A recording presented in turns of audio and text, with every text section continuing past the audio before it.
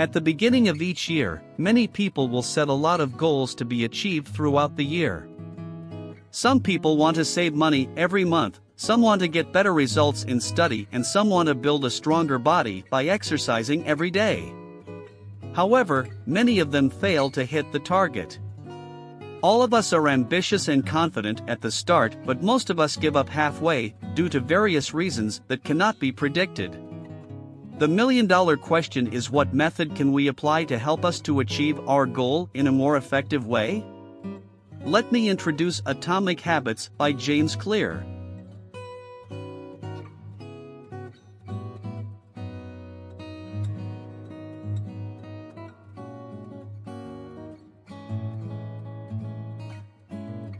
Before we start this book, let's have some introduction about the author, James Clear.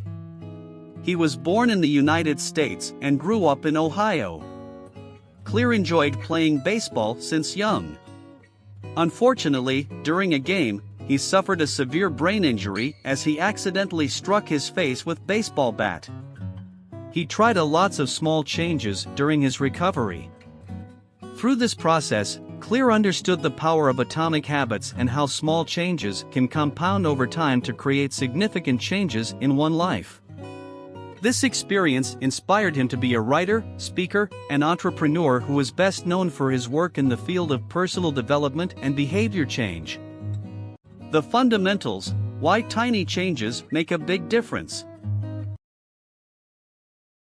Habit is something we will do every day, and we even feel uneasy if we fail to do it. Once it is a habit, actually, we don't need much effort to complete it.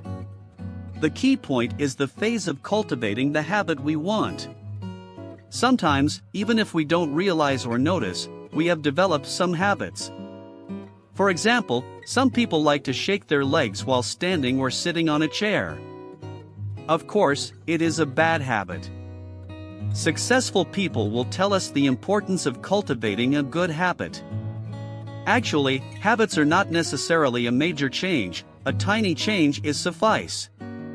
The main thing is we must improve every day. Even if the improvement is only 1%, it can be nearly 37 times better after 1 year. Habits are the compound interest of self-improvement. It is quite hard to notice the improvement if we just ameliorate by 1%. However, we need to understand that achieving our goal does not depend on one defining moment but the accumulation of slightest improvement on a daily basis. Habits often appear to make no difference until you cross a critical threshold and unlock a new level of performance. Your effort will surely bear fruit if you invest sufficient effort and time. Once we have set our goal, we should pay more attention to our system. Goals are good for setting a direction, but systems are best for making progress. We may have the same goal, but only the system can define the winner. Success is the product of daily habits, not once-in-a-lifetime transformations. Once something becomes a habit, it is very hard to change it, regardless if it is a good or bad habit. Then, why do we tend to repeat the bad ones and so hard to form good ones? In this book, the author indicates that we actually try to change the wrong thing. There are 3 layers of behavior change: outcome, process, and identity. For example, for me, the outcome is to gain knowledge, the process is to read books, and identity is to be a reader. If you want to cultivate a habit, try to ask yourself about these 3 points. Actually, most of the time, we will only try to change the outcome and process. We fail to change our identity. You have a new goal and a new plan, but you haven't changed who you are. For example, you want to lead a healthier lifestyle by jogging every morning. However, the inner side of your heart still identifies yourself as a lazy person that doesn't like to exercise. Yeah, maybe you are motivated for the first few days, but actually you are forcing yourself. This routine won't last long or become a habit because you yourself know that you are not that kind of person. Therefore, if we want to establish a habit, we have to change our identity first. If I want to learn to play guitar, I have to ask myself what kind of people can play guitar very well. I identify myself as a guitarist who loves music and I believe it. We will stick to it only if it is part of our identity. This same goes to a person who wants to stop a bad habit. Instead of saying, I want to quit gambling, you should say, I'm not a gambler. As you have made up your mind to quit gambling, you are no longer a gambler. This is how you should identify yourself. Your habits shape your identity, and your identity shapes your habits.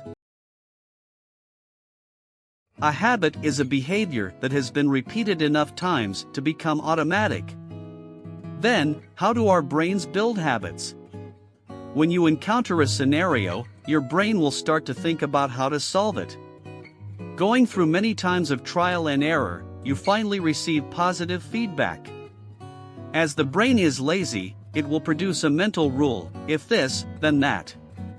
Therefore, if the same or similar things happen in future, you can just carry out the cognitive actions automatically.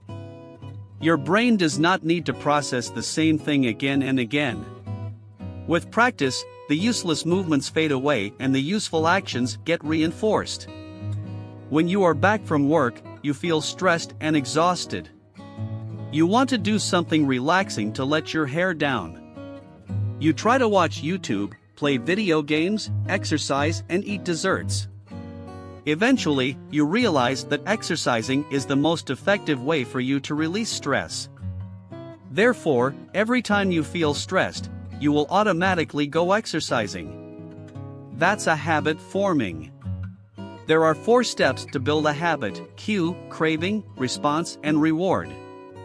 Cue is about the incident, craving is about the goal, response is about the system, reward is about the satisfaction.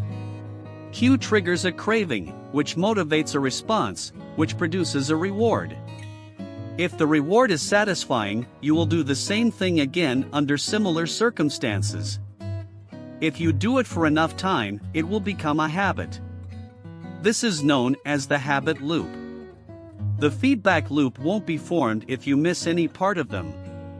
For example, I'm back from school is a cue. I want to be comfortable and clean is a craving. So, I go to shower is a response. I feel relieved as my craving is fulfilled is a reward. From the next chapter on, the author mentions the 4 laws of behavior change for creating good habits as well as breaking bad habits. Habits are, simply, reliable solutions to recurring problems in our environment. First law, make it obvious. I had worked in a restaurant as a food runner before. There, to be more efficient, we were required to hold 2 trays of food each time. As it was quite heavy, we learned to use our shoulders to support and stabilize it. We did the same things over hundreds of times every day, it became my muscle memory. Even for now, when I get a tray in hawker center or canteen, I may also do the same thing. This same goes for students who will immediately go back to their seats when the bell rings and some people who will shake their legs when they sit down. These actions are automatically carried out without notice or process in the brain. If this is a bad habit, the worst part is you can't even realize you're currently doing it. To start a new habit or to stop a negative one, we have to raise awareness of it. Many of our failures in performance are largely attributable to a lack of self-awareness. To prevent this situation, the author introduces the Habit Scorecard.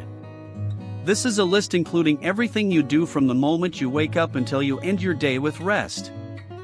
With it, we can actually know what we will do throughout the day. You can label the activities as neutral, good, or bad habits. You can improve your daily routine regarding this scorecard. If this is also insufficient for you, there is another strategy called pointing and calling. When you are about to do something, say to yourself what you are going to do, what outcome you will get, and should you continue it. For example, you want to stop the junk food habit. However, you're carving for ice cream now. Say to yourself, I'm going to eat an ice cream, it will put on weight. I don't need it. You want to go jogging, but you feel lazy. Say to yourself, I plan to go jogging now, it helps me build a healthier body, I should do it. The most challenging part in forming or breaking a habit is to maintain awareness. The methods aforementioned are associated with mouth, ears, nose and eyes, making everything we do obvious to us. We will probably stop doing habits that conflict with our desired identity. Until you make the unconscious conscious, it will direct your life and you will call it fate. After reading books written by successful people or attending their seminars, we may make up our minds to improve ourselves and be motivated to build some new habits beneficial to our future life. However, motivation does not have any obvious effect in maintaining our habits in the long run. Instead, we can use another strategy. Researchers refer to it as an implementation intention. This is a plan we plan beforehand about when and where to act our new habits. To make it easier, it means that when this thing happens at this timing, you will carry out the habits. For example, after I brush my teeth in the morning, I will read a book for 30 minutes in my bedroom. Brushing my teeth triggers me to read books.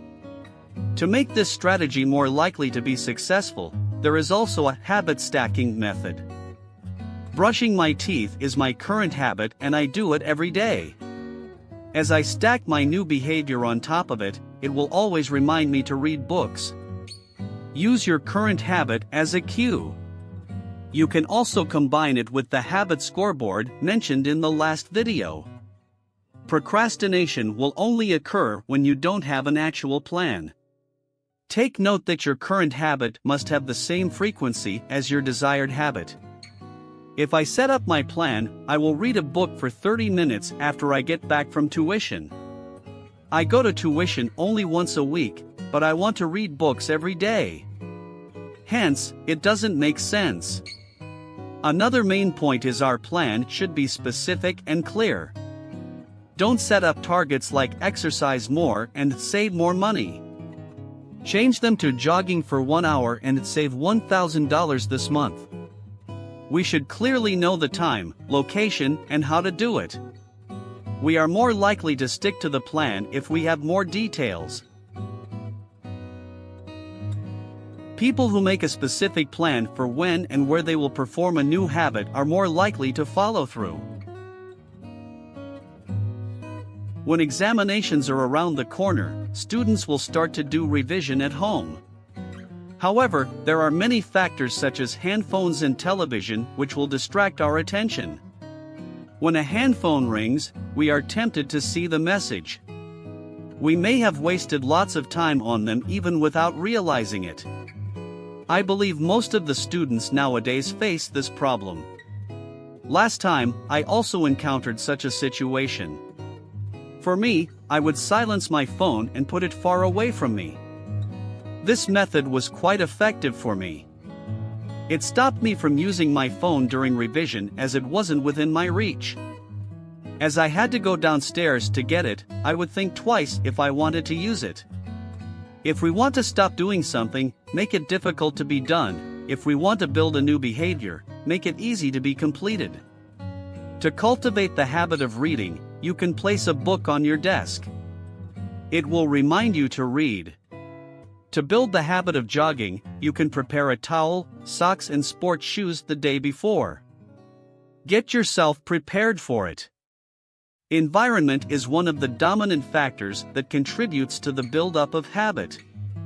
Most of the actions carried out each day are not decided by the purposeful choice but by the most obvious option. Environment is the invisible hand that shapes human behavior. To form a habit, make it obvious in your daily routine, you will more likely choose to do it. To lead an organized lifestyle, we should also learn to create separate space for work, entertainment, reading, and exercising. Stick to the mantra one space, one use. Some people will work, sleep, eat, and do a lot of stuff in the bedroom. We will be less productive and efficient if we mix up all activities in the same environment. The situation will be worse if we don't have a strong mind. It is not compulsory to have separate rooms for each activity. The main point is to let our mind know what to do in what environment. Every habit should have a home. A stable environment where everything has a place and a purpose is an environment where habits can easily form. No matter if we want to form positive habits or break negative habits, I think there are 3 stages: motivation, determination, and environment. When we have a new goal and target, we will definitely be inspired to make changes in life. However, motivation won't last long and most of the people will forget it after a short time. Facing lots of uncertainties in our daily life, motivation is insufficient to form new behavior. If we are determined to hit a certain target, self-control and willpower are required to assist us stick to the habit. We have to keep reminding ourselves about our goal, or else there is no motivation to keep pushing us forward. However, it requires lots of effort. Many people will give up as they cannot obtain expected results even if they have invested lots of time and energy. Self-control is a short-term strategy. To form or break a habit, environment is the main element. A disciplined person can structure his lifestyle to avoid any tempting situation. As a result, he won't encounter situations that will challenge his willpower. Environment shapes a man's behavior. In this modern era, all of us cannot live without digital devices, like laptops and phones. We think this way because we have to use them for study, work, and entertainment. It seems like they have fully occupied our life. However, if we are thrown into the jungle, where there is no signal, is it still impossible for us to stop using our phones? Most of the drug users will re-addicted once they return home from rehab. This is because the environment is still full of temptation. To worsen the situation, bad habits are autocatalytic. They feel stressed, so they use drugs. Because they use drugs, they will feel bad and even stressed. It is impossible for them to break this addiction. To cultivate positive habits, make it obvious. To break negative habits, make it invisible. You can break a habit, but you're unlikely to forget it. Second law, make it attractive. Making a behavior attractive and enticing is a strategy that is commonly used when we want to form a habit. Maybe, your parents have used this method on you when you are small. Your parents promise to buy you a gift if you can pass the examinations with flying colors. You're looking forward to the reward, so you will study hard. Hence, we can also use the same strategy to cultivate new behavior. We can do what we want after what we need to do. What we need to do is the new habit, what we want to do is our reward. The desire for the reward will encourage and motivate us to start the habit. For example, I have to read books for 30 minutes before I have my breakfast. We can also use the habit stacking method mentioned in first law to assist us. For me, I will listen to music when I'm exercising. Listening to music is relaxing and makes me feel energetic to continue exercising. Music and exercise are bundled together. Music will tempt me to exercise. Temptation bundling works by linking the action we need to do with the action we want to do. The habit won't be suffering and torturing anymore, it is attractive and enticing. When a craving or desire is present, our brain will release a neurotransmitter called dopamine. It is the substance that pushes us to get what we want. Without dopamine, desire died. Without desire, action will also stop. Without positive feedback, we actually cannot form a habit. For example, you want to have six-pack abs, so you do self-training every day. However, Rome is not built in a day. You may persuade yourself to give up as you can't get a positive result after a period of time. A fit body is the reward and our desire is not fulfilled. To make sure we can carry on with the habit, set our own reward system. You can use your phone after your training. You anticipate it so that your brain will produce dopamine. This is our motivation and encouragement. Desire is the engine that drives behavior. It is the craving that leads to the response.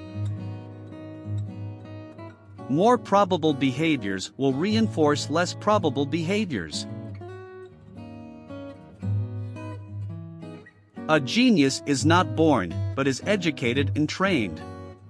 Undoubtedly, this is correct most of the time. Most people are far from working hard enough. There is no point to compete on their gifts. To groom a genius, good habits are essential. Suitable environment will contribute to the habits. It will be enticing and grow rapidly. In school, we will have various kinds of co-curricular activities. Each of them has a respective club or society, such as badminton club, basketball club, guitar club, and reading society. As students, we can participate in the clubs that we are interested in. Once you join the group, the friends you meet share the same interest with you. We want to be the same as others, so we force ourselves to imitate them. This provides the environment for you to form the habits. The lone wolf dies, but the pack survives. Maybe we cannot sense that we are forcing ourselves because behaviors are attractive when they help us to fit in. Firstly, we will try to copy what people close to us do. For me, I started playing badminton because most of my classmates like this sport. I also imitate the way my mother and friends talk without realizing it. Families and peers provide an invisible pressure that pushes us in a certain direction. If you're a hard-working student, you cannot join peers who like to waste their time on video games. Try to join a culture where your desired habit is a normal behavior. It is more effective to sustain motivation. It is a common behavior for us to follow the crowd because most of us don't want to be the special one. If we are different from the group, we will start to doubt ourselves. If you want to start self-improvement, join people who also have the same goal. The reward of being accepted in the group is attractive. Changing the habit is no longer an impossible task. We will imitate other people's behavior if we think that it is beneficial to us. If our habits receive approval, respect, and praise from others, we will definitely find it attractive and worth continuing. At school, prizes will be offered to model students. This is the motivation and encouragement to keep improving themselves. Behaviors that will receive approval are interesting. We tend to mimic them, as well as the person we admire. The shared identity begins to reinforce your personal identity. Every habit has an underlying motive of human nature. Some people smoke because they want to connect and bond with others. Some people spend lots of time on Instagram because they want to win social acceptance and approval. Besides, there are people who build a fit body because they want to achieve status and prestige. The reason may be varied due to the person as well as the circumstance and environment. If we want to form or break a habit, the key point is to define what the behavior means to you. For example, some people play video games because they want to be bonded with friends, while some of them just want to release stress.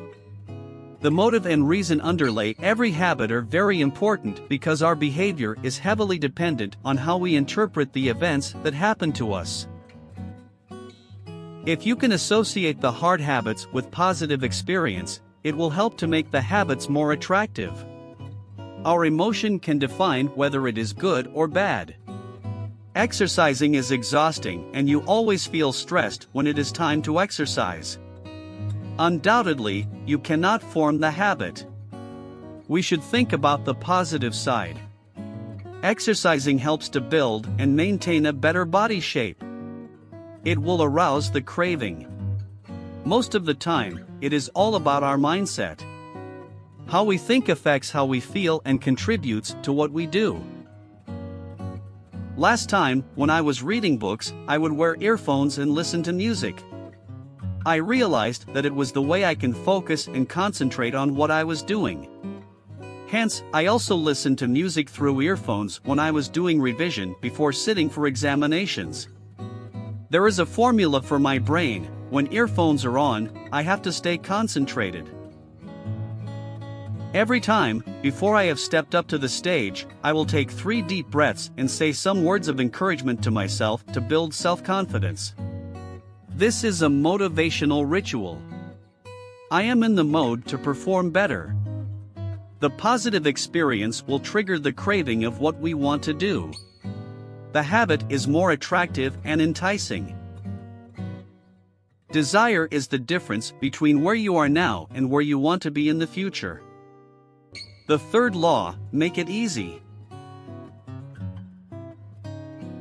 In the previous chapter, we mentioned habit scoreboard and habit stacking. These strategies are about how to plan the activities to be more obvious and attractive. However, practice and repetition are indispensable. It is easier for us if we can plan and arrange the activities nicely. You won't have any progress or improvement if you fail to carry out the behavior. Undoubtedly, plan is required before we start a habit. However, one common mistake encountered is we tend to figure out the best approach before we take action. This will cause procrastination. Start the habit in an easier way first and try to improve it through repetitions. For me, practice doesn't make perfect, it makes a habit. Improving through practice makes perfect. There is no point if you keep repeating the wrong thing. Your goal is to build a good body shape. You search for some videos and books about building a healthy and fit body. This is your motion. Only if you start to have a balanced diet and go to the park for jogging, you start taking action. Undoubtedly, motion is useful and informative, but only action will bear fruit. Motion makes us feel like we are making progress without running the risk of failure. You won't know jogging is so exhausting if you are just planning to do it at home. If you want to form a habit, start it once you have a brief concept about it. Start with repetition, not perfection. Pursuing perfection is a barrier to form a habit. The more you practice the habit, the more efficient you are in it. Take note that habit form is based on frequency, not time. Your brain can adapt to certain behavior in a short time if you do it every day, or else longer time is required if you do it weekly or monthly. Now, you can go to the toilet to brush your teeth once you wake up. Someone can even do it unconsciously. This is because we practice it over hundreds and thousands of times. To cultivate a new habit, the same frequency and quantity are also required. The best is the enemy of the good. As technology develops by leaps and bounds, digital devices such as phones, laptops and computers make our life more comfortable and convenient. Vehicles like cars and buses are also indispensable in our daily routine. People won't walk to work if they can drive there. People won't use the staircase if there is a lift or escalator. People tend to use an easier method whenever it is possible to conserve energy. Nowadays, having a phone, we can contact our friends, search information online and play games. We don't need to write letters and go to libraries to find books. We also like to do online shopping and order food to our doorstep. These become our habits as they are easy and convenient. Without realizing it, you will look at your phone whenever you have free time. People are lazy. Hence, making habits easy is essential for us. We prefer habits that deliver the most value with the least effort. Habits are the obstacle of their underlying motive. Doing revision is to achieve a better result. Therefore, if you can reduce the friction of doing it, you are closer to your target. You can prepare your books and stationery required first on the table. Create a comfortable and quiet environment that can make revision an easy thing. Some people will arrange their desk and area nicely after they have used it. They will place everything in their respective place. However, they say that they do this because they are lazy. You must be confused about it. It is because they don't need to waste time finding their stuff if they are placed neatly. It is easier for them to start their work next time. They are doing the right thing with the least effort in the long run. Habits are easier to build if they fit into the flow of your life. If you want to play sports every day, you can find a sports complex along the way between your office and home.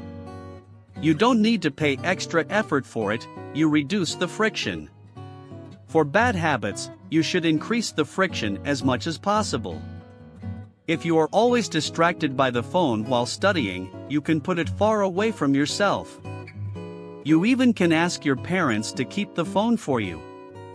The friction is strong enough that you won't go to get it without reason.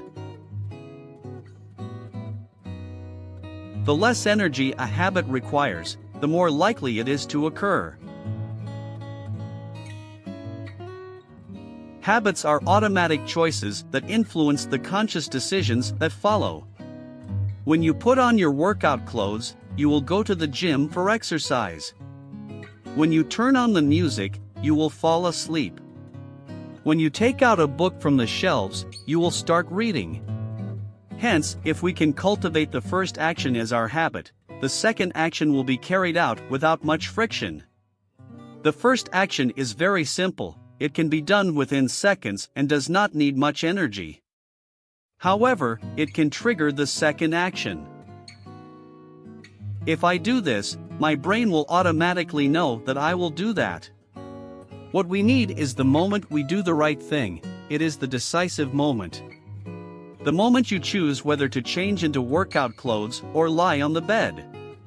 The habits will determine whether you will go exercising. We are limited by where our habits lead us. Habits are the entry point, not the end point. Since you have worn your workout clothes, your brain will be persuaded to start exercising. Author also introduces the 2-minute rule, which states, when you start a new habit, it should take less than 2 minutes to do. For example, running for 5 kilometers becomes running for 2 minutes, practice guitar for 30 minutes becomes take out your guitar.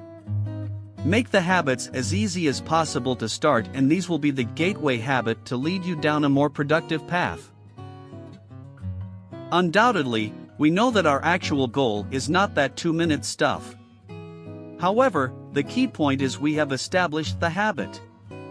If you really feel stressed while doing the 2-minute rule, you can just do 2 minutes as long as you have to stick to this habit every day. We can improve it slowly afterwards. A habit only can be ameliorated once we have started it. Another main idea is it can reinforce the identity we want to build. This had been mentioned in Chapter 2. If we do the behavior every day, we will believe that we are that type of person. Then, the identity will reinforce our behavior.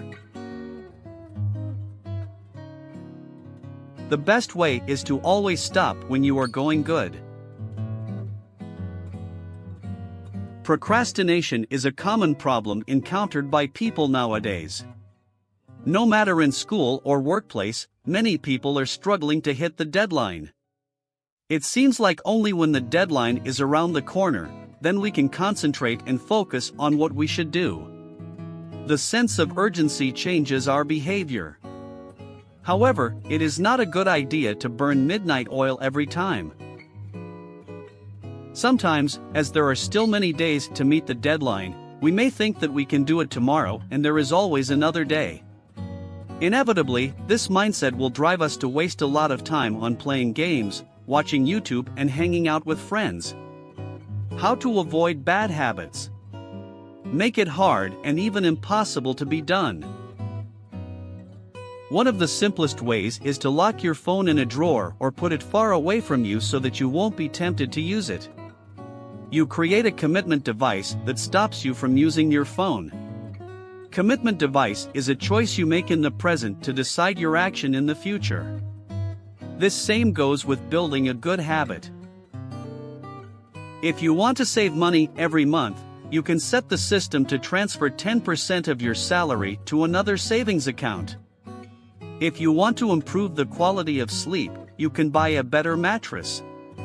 If you want to sleep earlier, you can set the light to be turned off at 10 p.m. These are something that you only need to do one time and they will automatically work for you and help you to cultivate a good habit. Convenience provided by technology also has its own drawbacks. For example, autoplay functions in TikTok and YouTube may lead us to waste much more time than we expected without realizing it. It is a double-edged sword. We have to use it to make good habits inevitable and bad habits impossible. It is better than relying on motivation and willpower.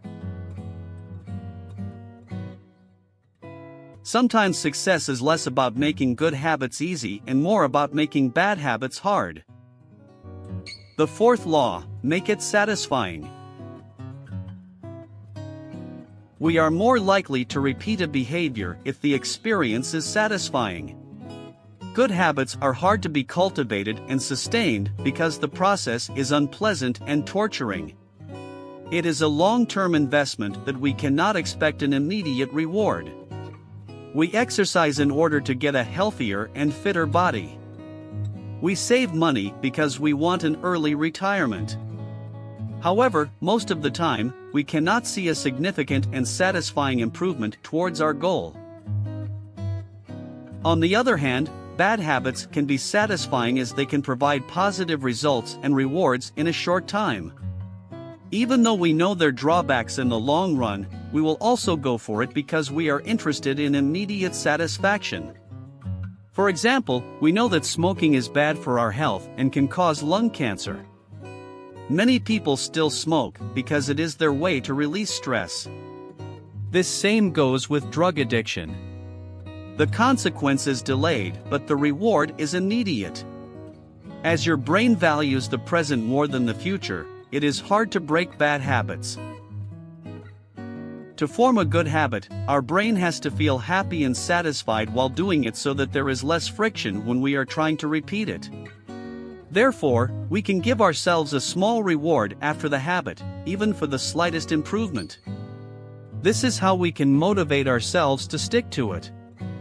The first law mentioned is to increase the odds of the habits being performed, while the last law provides the golden opportunity for them to be repeated. This completes the habit loop.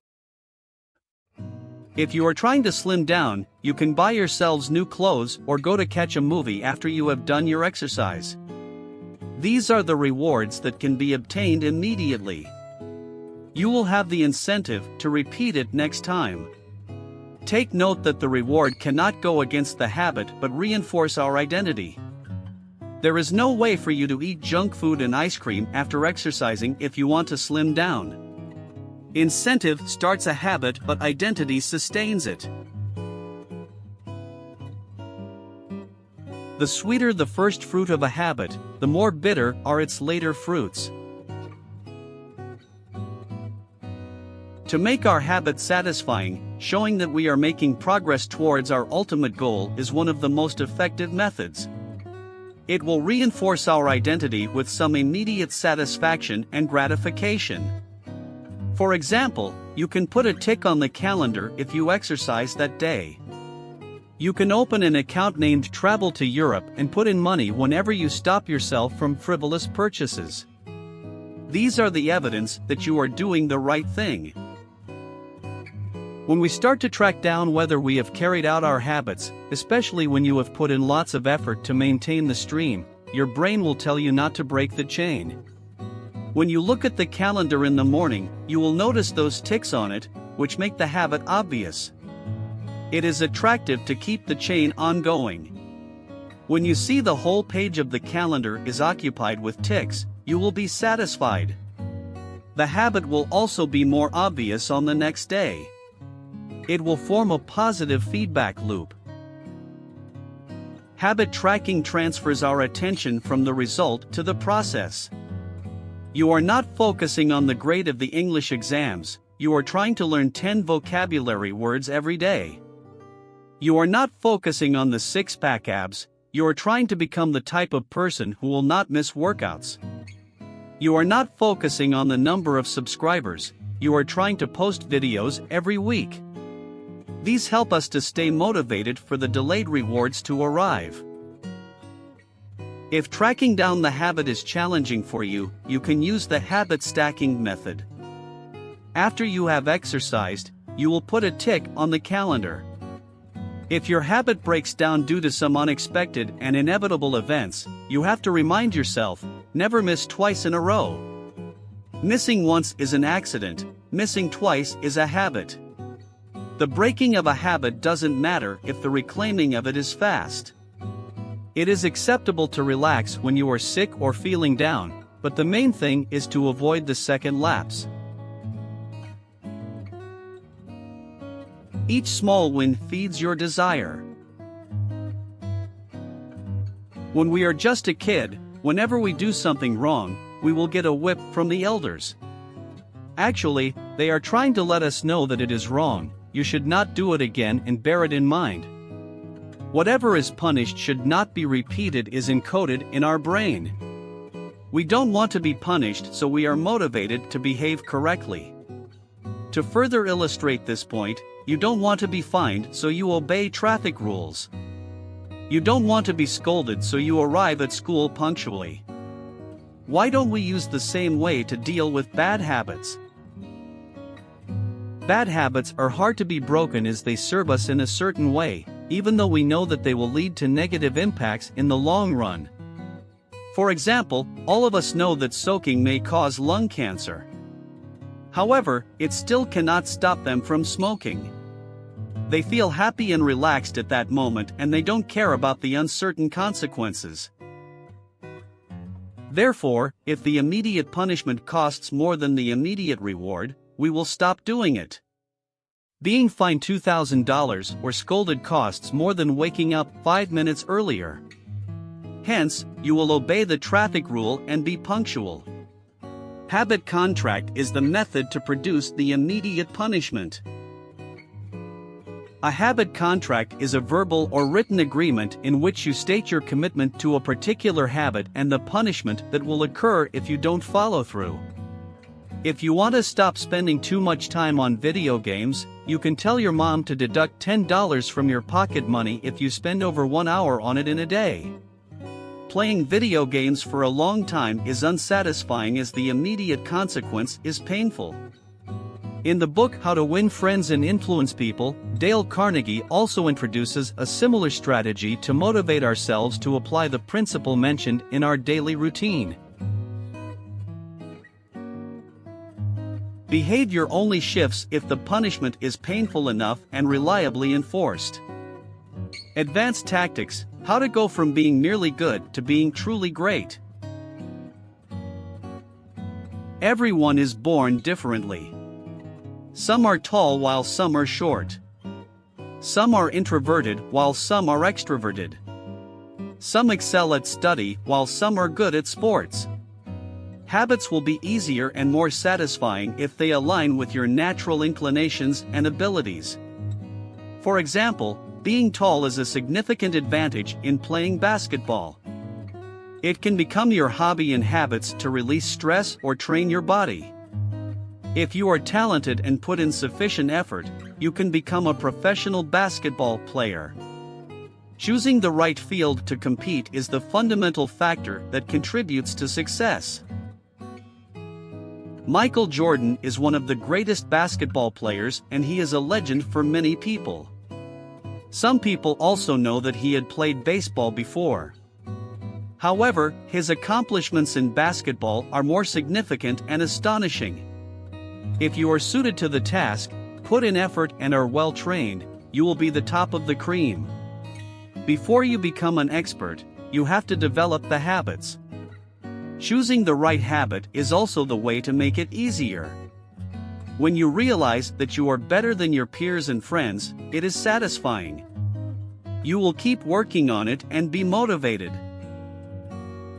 Hence, we should play the game where your strengths can be magnified. However, the question is how we can find the game suitable for me. First, we should take initiative to try different kinds of things like sports, musical instruments, and drawing. If you are good at video editing and playing guitar. However, you know that you are not the best in either of them. Therefore, you can make videos about playing guitar. Maybe, you can be one of the best YouTuber who plays guitar. Every man is built differently. We should choose the habit most suitable for us, not the most popular one. We can even create a new game with a combination of your advantages. To discover the most suitable habit by trial and error can be time-wasting. You can try another effective way: explore. You try to lose weight, you go to the gym every day. However, the result is not satisfying. You can try to replace the gym with playing tennis on Sunday. If the outcome is better, you know that the second option is more suitable for you. Distribute some time from your original habits to try new things. Your progress is still ongoing, but you are still finding a better way to improve yourself. Boiling water will soften a potato but harden an egg. I have started playing Rubik's Cube since few years ago. It is interesting at first because you will encounter different kinds of situations and have to apply different formulas in order to solve it. It is satisfying when you get it done. However, when you are familiar with all the formula and special conditions you might face while solving it, you want to be faster and even faster. I will compete with my friends and improve the results together. Winning the game and get a shorter timing is more satisfying than just solving it. Once you know how to do something, it will be boring to just complete it. You need a challenge to keep motivating and pushing you forward. It is how to keep a habit interesting. However, when you throw down the challenge for yourself, take note that it should not be too tough for you. It should be just beyond your current ability, but you still may reach it if you put in efforts. It is boring to play with too weak or too strong competitors. The former means no challenges, the latter will destroy your confidence. I can improve my result from 40 seconds to 30 seconds progressively. However, there is no way for me to compete with professional player from the start. This is Goldilocks rule, which states that humans experience peak motivation when the tasks are right on the edge of their current abilities. Mastery requires practice. The greatest threat to success is not failure but boredom. Every successful man starts with repetition. It is normal to get bored in repetitive and continuous practice. The bad news is, boredom is also a challenge in the journey to success. We have to fall in love with it. Anybody can complete the task when they are motivated. There is definitely some day you are feeling blue, sometimes you feel like quitting. The decision you made at that moment will differentiate whether you are a professional or an amateur. If you can withstand the boredom, you are doing something that most people fail to do. The last mile of the marathon is always least crowded. Professionals stick to the schedule, amateurs let life get in the way.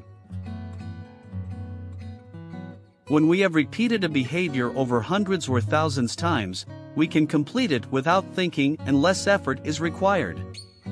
Since it is memorized and the habits come automatically, we can open up the mental space for more effortful thinking. For example, as a professional badminton player, techniques like smash, net shot, net lift, drop shot and footwork are all in their muscle memory. They can choose to use which kind of technique under different circumstances. Hence, they can associate their skills with strategies to win the games. Every player has their own style, but the top players can combine it with various strategies when they encounter different players. Not only in badminton, we have to be flexible in various aspects in our life. Everything is changing, nothing is permanent. We have our own lifestyle and habits, but we should always check if they are still serving us in an efficient way. The following quote from the Tao Te Ching encapsulates the ideas perfectly. Men are born soft and supple, dead, they are stiff and hard. Plants are born tender and pliant, dead, they are brittle and dry. Thus whoever is stiff and inflexible is a disciple of death. Whoever is soft and yielding is a disciple of life. The hard and stiff will be broken. The soft and supple will prevail. Repeating a task will make it easier, but it doesn't change overall because we should pour our energy and efforts to the next level of challenge. This is how we improve ourselves. Based on the fundamentals, be consistent and keep upgrading. On the other hand, there is a drawback to habit. As a habit becomes automatic, we are less sensitive to feedback. As a result, we are not paying attention to minor errors. As we are doing good enough, we stop thinking about doing it better. At this point of time, reflection and review are essential. It enables long-term improvement and assists us to spot the mistakes. We can ensure that we are on the right path to success. Examination is a review of knowledge held by school authorities. As students, we should do reflection to find a better, more efficient and suitable way of study. A lack of self-awareness is poison. Reflection and review is the antidote. Make it obvious. This law is about creating cues that grab attention and prompt a behavior. When a behavior is preceded by an obvious cue, it is more likely to occur.